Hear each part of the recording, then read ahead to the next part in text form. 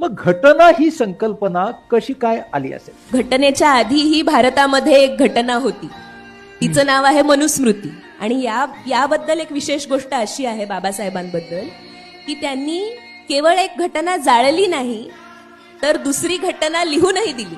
म्हणजे केवळ एका गोष्टीचा नकार करून ते थांबले नाहीत, तर त्याला पर्याय काय असला पाहिजे तो सुद्धा आपल्याला त्यांनी भारतीय संविधानाच्या माध्यमातून दाखवून दिला. दलितांनी किंवा स्त्रीनी जर ज्ञान ऐकलं तर तिच्या कानात शिस होता, जर वेद बोलले तर तिची जीभ कापा, अशा प्रकारच्या गोष्टी ज्या मनुस्मृतीमध्ये लिहिलेल्या होत्या, तो कायदा या देशामध्ये आपली घटना येण्याआधी अस्तित्वात होता. आणि त्यामुळे आपल्या संविधानाचे शिल्पकार डॉक्टर बाबासाहेब आंबेडकर यांनी मनुस्मृतीचं दहन केलं, मनुस्मृती जाळली. त्यामुळे 1950 नंतर आपल्या देशामध्ये जी घटना आली ती ह्या समाजातल्या